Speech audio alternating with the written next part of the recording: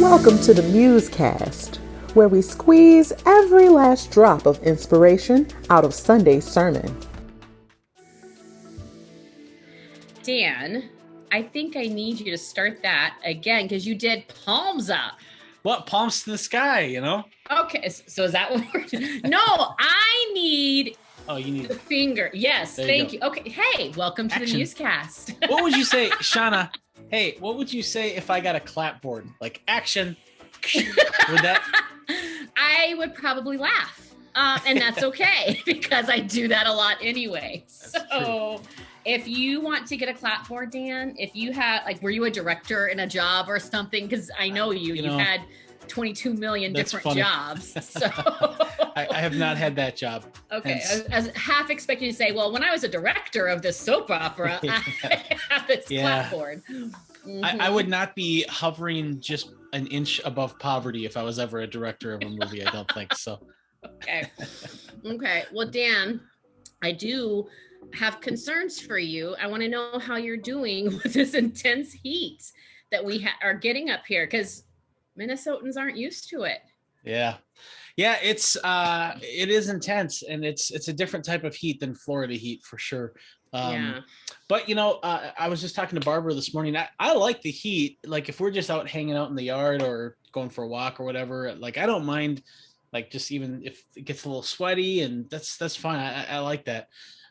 It's the problem is I do a lot of like writing and stuff, and like so a lot of times I'll Barbara will walk by and I'll go to wave hi. I'm like hello, and this is like stuck to my arm, and it's just hard to manage, writing and reading. And so if it wasn't for that, like if I just had air conditioning in my office, that's all I would need. So yes. How about you? Are you now you fled Texas and now you find 100 and some degrees, so you haven't really gotten away from Texas. No, it's cake. Honestly, it's a piece of cake because realistically, I have an air conditioned home. When I go outside because I want to. And when I'm done, I come inside because I'm done, so there's a lot of luxury that goes into saying it's cake.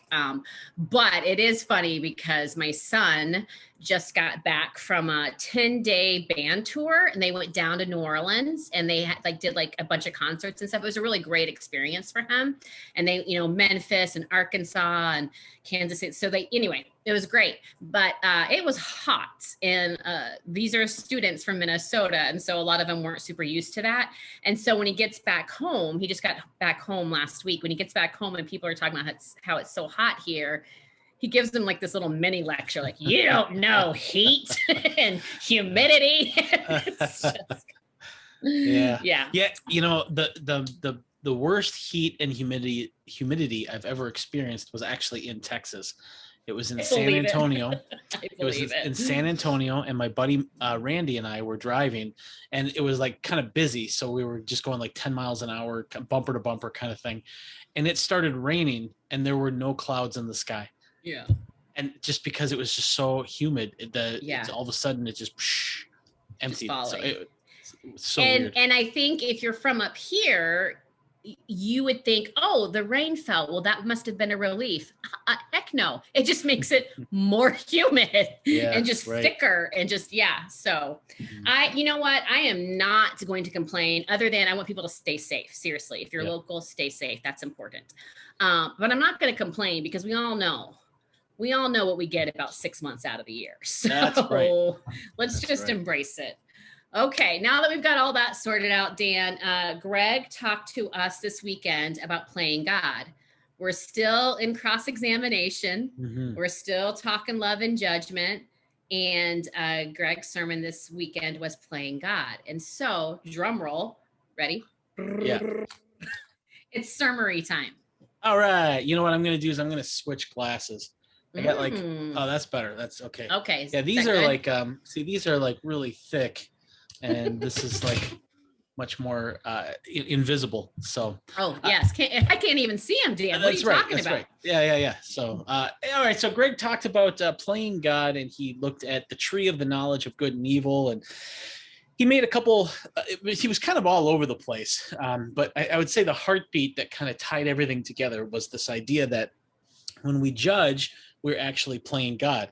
And and how he looked at that is he looked at, even in the garden originally, the tree of the knowledge of good and evil, it was sort of like, so that you would be like God. If you ate of that tree, the tree of the knowledge, you would be like God, because that's what God does. He judges between good and evil. And he makes this argument, Greg does, that really, when you look at every act of violence in history, every murder, every war, there is this foundational judgment about the other person as less than, and there is this playing God that takes place when we kind of initiate violence. And he so that's sort of the foundation of this idea of playing God. But then he looks at the nature of kind of the consequences of sin. And he says that, we're tempted to punish people for the things that we think are wrong when we're playing God.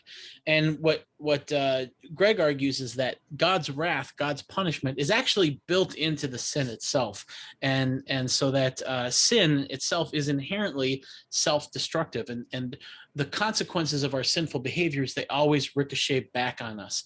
And when we do something that goes against God's plan for us, it's pregnant with its own judgment.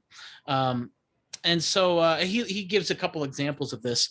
Habakkuk, or Habakkuk, and I don't know how to pronounce either, but I need to. How do you say it naturally? Like, if you were just going to say it, how do you say it? I like saying Habakkuk because it's more fun, but Habakkuk is probably more accurate. How do I say it? Habakkuk. Yeah. Okay. Yeah, that's how I would say it. But I've always loved this passage. It's such a great.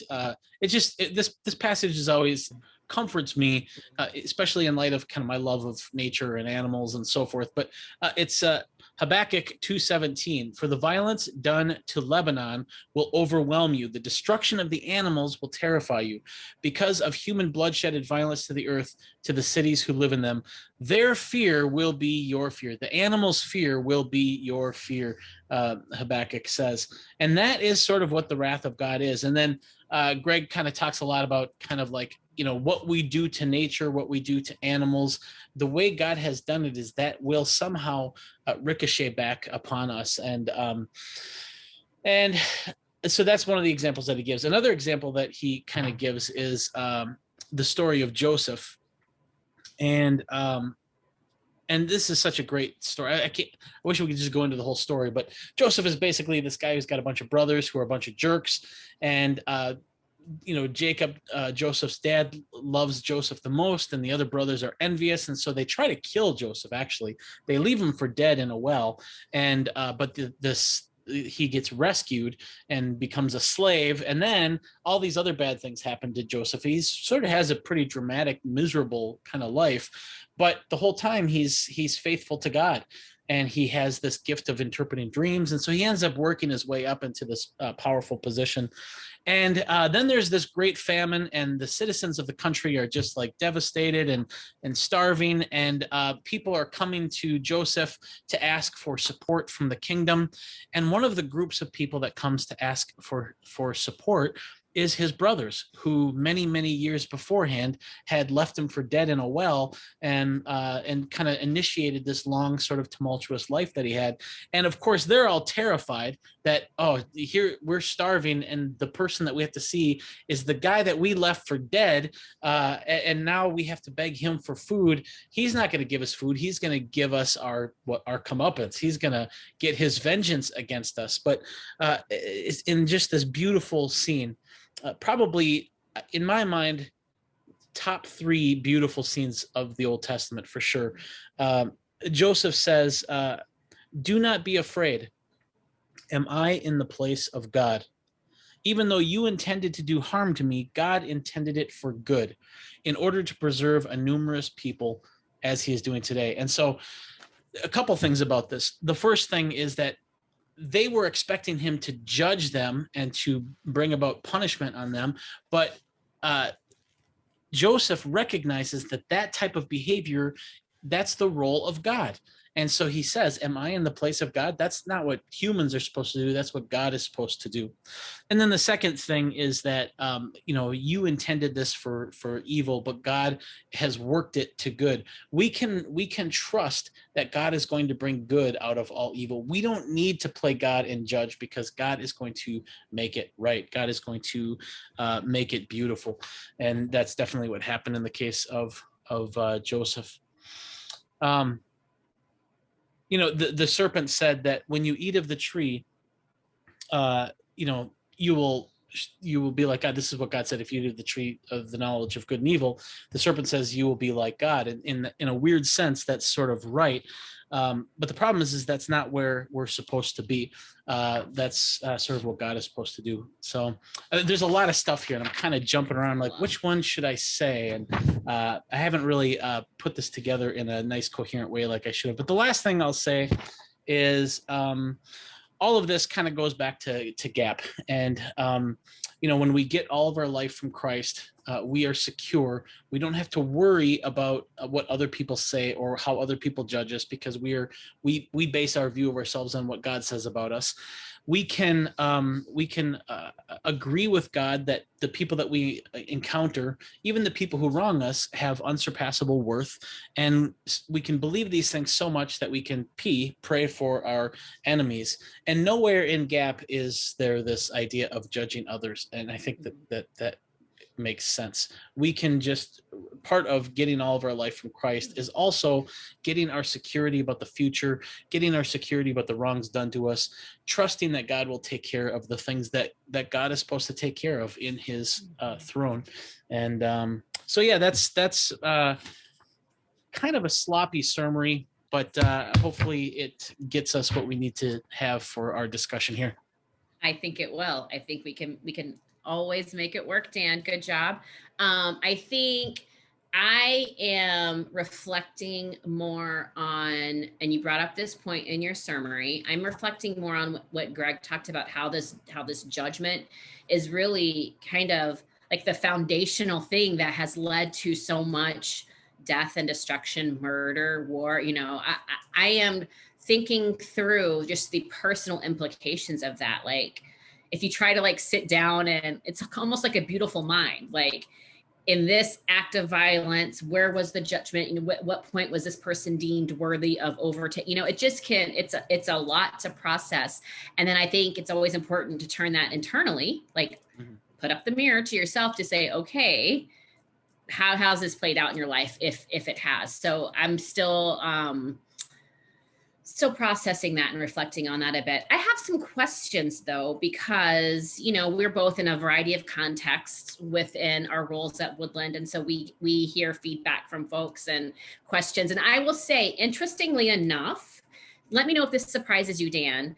I feel like there have been two core themes that we have spoken about in depth at Woodland.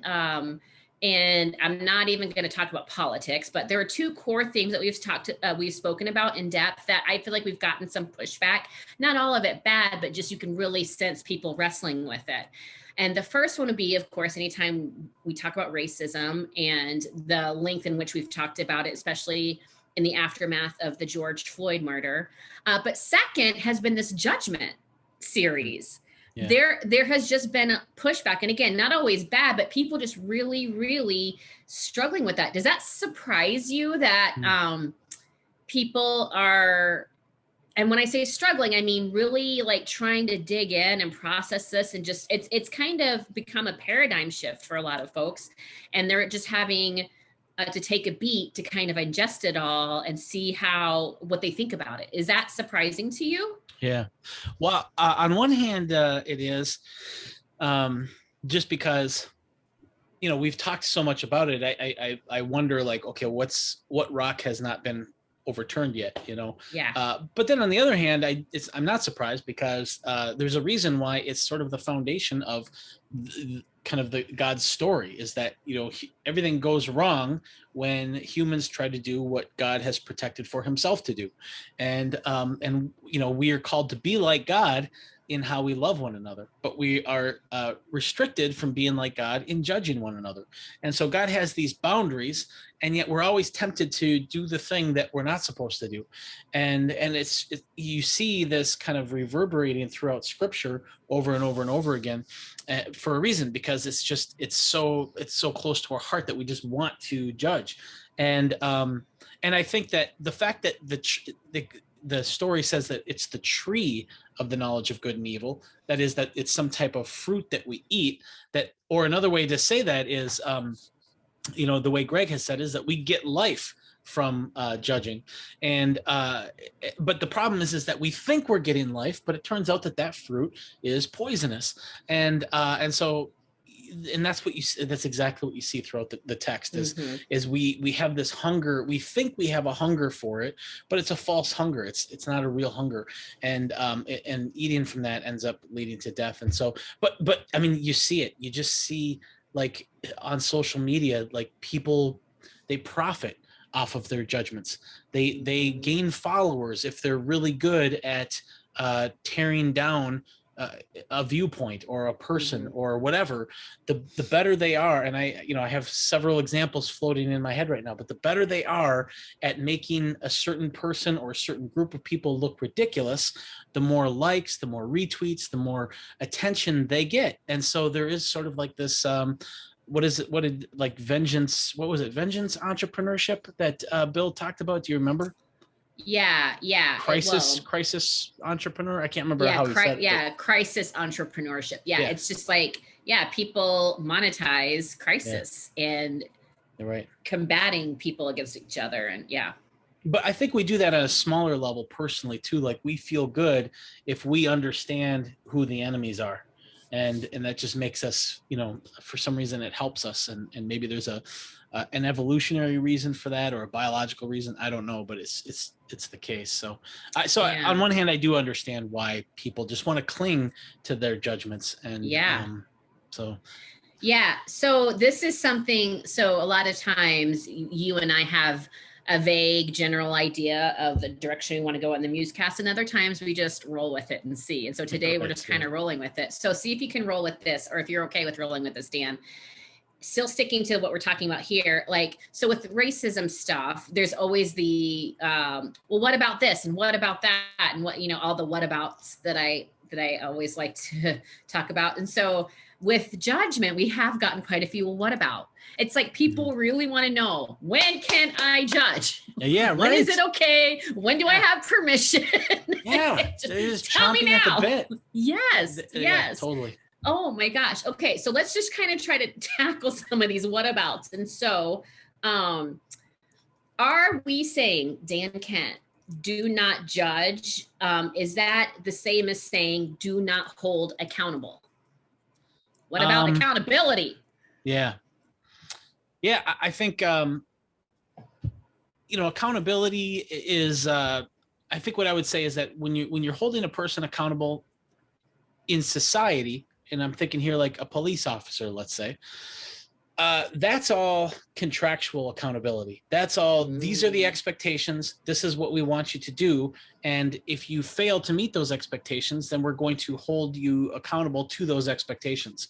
Or within a church community, if you are part of this kingdom, and we have, we are pursuing Christ-likeness. We are taking the Sermon on the Mount seriously. We are striving to love our neighbors, and we are striving to do good for one another. And so by joining this community, you are submitting to this community to hold you accountable to this pursuit. And so I think that in all of those cases, there are these contingent or conditional sort of judgments that take place, but that's very different than profiting off of those judgments. In fact, in reality, in all of those situations, we all actually profit by obedience and adherence to those expectations. And that's where the real profit is. And in all of those cases. And so in that sense, I think those are all examples of good types of judgment, because the body profits by adherence to them. So that's kind of how I would answer that. I don't know. What do you think of that? I mean, do you have, am I missing something there?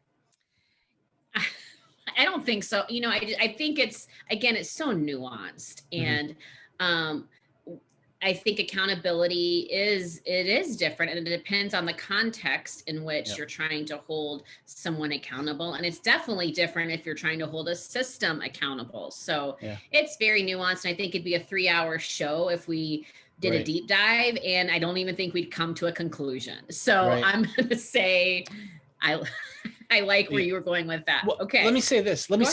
This might be a way to kind of, like, I know that I've had family members who have had very kind of racially indexed opinions of different races. And in particular, there was a lot of racism against African Americans. And like, like they would say things like, for instance, I don't know why African Americans are complaining. The Emancipation Proclamation was 150 years ago, and they would say things like that. And so that therefore this shouldn't be an issue anymore. They should just, they got their freedom, and that would be their judgment. And so they would hold this view like, okay, Black people are kind of like, they shouldn't be complaining. Their complaints are not worthy. Well, of course, as you study what actually happened after the Emancipation Proclamation, you see that conditions actually got worse for Black Americans after the Emancipation Proclamation, and it got a lot worse, with kind of almost like indentured servitude and kind of the prison system, and then that sort of evolved into Jim Crow, and that sort of evolved into the war on drugs, and so things never really ever got better. In fact, in some cases, you could argue that things got worse. And so, but like, that's where I feel like, okay, the knowledge of the tree of the good and evil, when you're making judgments, when you're playing God and you're saying this person is not worthy of their lament, this person is not worthy of whatever, any way you finish that sentence, this person is not worthy, you are making a judgment, but you do not have the relevant components to make those judgments in a good way. You don't have omniscience. You don't know everybody's backstory. You don't know all of the social, political circumstances that leads to these things. And so I think when God says, do not eat of that tree, it's not because we're idiots. It's just because we don't have the resources to fulfill that task. And so I guess that's what I would say, is that if you isolate a situation and you say, okay, we're in Stillwater, Minnesota, okay, and we have a police force to kind of keep people secure and keep people safe. And as a community, these are the expectations that we have for our police officers. You don't need to be omniscient for that, because you can just make a list of 46 expectations and we all agree on it. We look at the expectations, we see it, and then we go about our business, and then we can measure behavior based on those 46 expectations. But when you're judging a person or a people group, it's no longer 46 variables. It's a trillion variables. There's just so many variables there, and making judgments about their validity or their worth is ridiculous. And I don't know, maybe that's redundant and circular. I don't know, but that's how I've been thinking about it. Yeah, no, I think that's appreciated. I think that will help folks. I think if we bring it in a little closer, I always like to talk about proximity. One of the questions that I'm hearing and feedback is, because we have talked about, having folks invite you in. If you are, if you're in a position to maybe see something that's harmful in someone's life, anyway.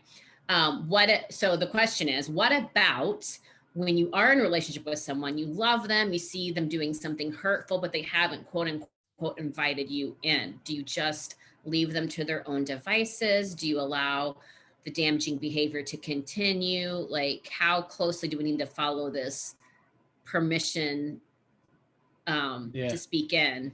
How closely do we need to follow that?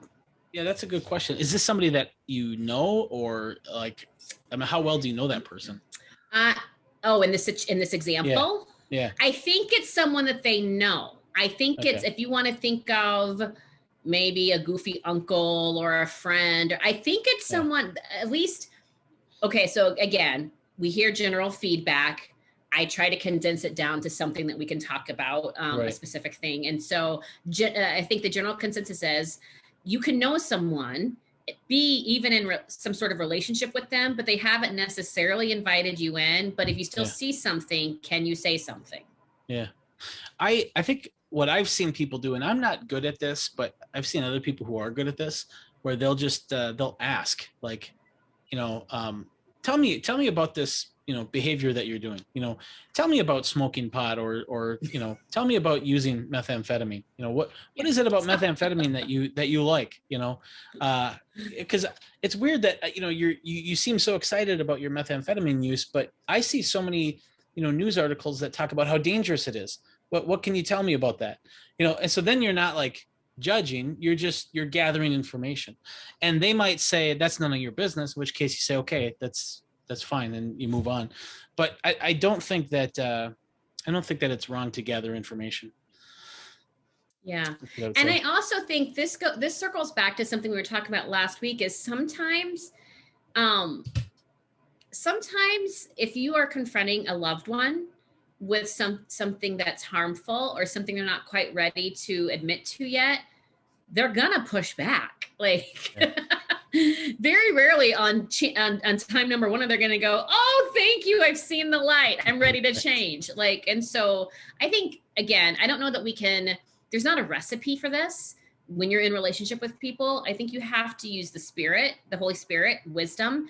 Also, if hopefully you're in some sort of community, whether that's familial or friend or whatever, so that if you think you're seeing a behavior, maybe you can approach that as a unit, as a community, in unity, in love, though. So that's just. Again, there's not a recipe. I think you're not going to get that, guys. Like, you're not going to get a yes, judge here. Yes, hold accountable here. No, like, it's just not going to work that way. One last what about for you, Dan, and then it'll be nugget time. And in talking about the story of Joseph, I know there are so many who know that story and they go, that's beautiful. That is so beautiful. And then there are those that go, I could never. If in Joseph's position, I could never. And honestly, depending on the day, I think it's beautiful. And then I go, I could never, like, honestly. And so what about consequences? I know that we say that there are inerrant consequences within sin itself. But what about, like, sometimes it just feels like that person needs to pay for what they did wrong, and I'm not seeing it happen. So what can we do with that? Because a lot of times that is what occurs with huge things, like really important things, and with small inconvenient things that annoy us, across the spectrum. We don't always get to see those consequences play out, and we feel like they should. Yeah. That's a good question. I would say a couple things that I've sort of like grown into about this is that we have an idea in our head what the consequence should be. Yes. And so a lot of times our expectations for what consequences should be can hold us hostage to actually seeing the consequences that have happened. And I know that, and one thing that I've continued to believe more and more as I get older and as I experience life is you see like people who you've known since you were 15 or 10 years old even, and you see the life choices that they make, and you see the things that they do in their life, and you kind of see how that plays out. You see how it works for them or how it doesn't work for them. And I just think on one hand, this idea that the consequences of our sin are sort of baked into the behavior, and that God's wrath is sort of part of just living ungodly. It's just this natural kind of thing. I believe that more and more and more as I get older. And then the second part of that is that I've found is that when in areas where I've been wrong and I've seen other people be wrong, there's so many of the injustices and so many of the evils that we experience.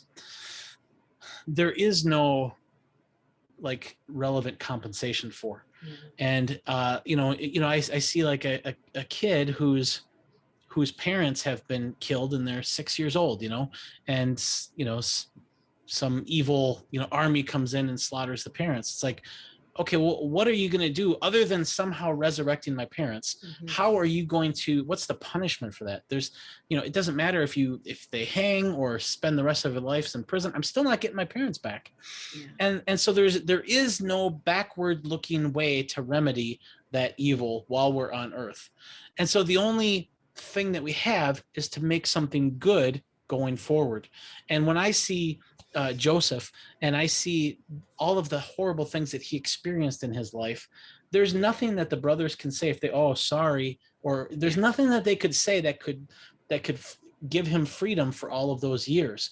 But what can happen is there can be this reconciliation, and then there could be this blessed good thing going forward. That's the only place that we have a return on investment.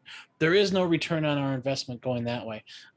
And also, you have to trust that when God says that, God's wrath is baked into sin, you have to trust that that's the case, that they will experience consequence. You cannot live an ungodly life and not experience the wrath of that decision.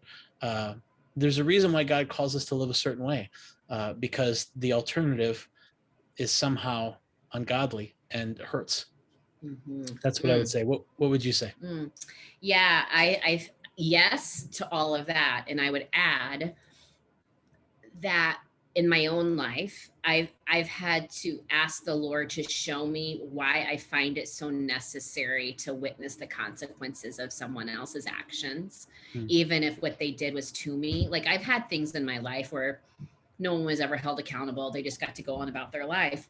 Right. What I've had to ask the Lord, because I can't control that. There's nothing I can do to make consequences fall upon them, or me be present to see the consequences fall upon them. And so what I've had to learn to do, and again, process, is just ask the Lord to reveal to me, like, why do I need this? Why do I think I need to be aware of their comeuppance? What is it within me? And whatever that is, Lord, that means I still need healing. I need you to heal. And I need you to help set me free. And I need to release that to you. And sometimes that is a bigger act of faith for me personally, and probably for others, I can imagine. That's a bigger act of faith than even initially believing in Jesus, because what that is doing is saying, I'm taking this that is hurtful or that has angered me, fill in the emotion, and I'm not seeing justice for that. So I have to give that to you. And like you said, there are some things that there is no justice. There is no justice. Unless you turn back the hands of time and cause the event to never happen, there is no justice. There can just be healing. Again, there could just be freedom from the bondage of being, so angry about whatever happened. And so, that's what I would add to. That's great. And that's such a good point too, about that desire to see the consequences, and to desire to see that you did this to me, and then this is what happened to you, and that, like, you're just waiting to see, and I think for me, when I get that experience, when I have that feeling, and I do want ungodly behavior to have wrath, not necessarily God executing the wrath, but that wrath built into the sin. I do want that, because that's part of the justice in our hearts, and that's part of our unity, and the fact that we are all brothers and sisters is we want there to be that fairness. And I think that there's a good motivation that's part of that, but there's also, I think, like an immaturity that we all have, where we don't have our trust in God is not mature yet.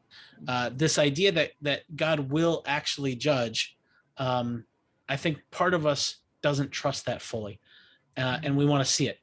And in a world where it looks like evil people prosper, I think there's a reason why the Old Testament, David talks so much about, look, the wicked will not prosper forever, but boy, they sure seem to prosper for a long time. And so all of that gets to the heart of this question: will God really hold wicked people accountable? Will God really bring about consequences for all of this hurt that's been caused? And so the question is largely a question about, do I actually trust God? And that, if the answer to that, and the answer is probably not always explicit, sometimes it's implicit, it's subconscious. The answer to that is no, I don't. Well, somebody's got to judge these people, and I will. If God's not going to, I'm going to. And I just think I think you're getting at like the heart of something really important in this discussion. Yeah. Well, good thing that the discussion's going to continue, right? That's right. That's right. Yeah.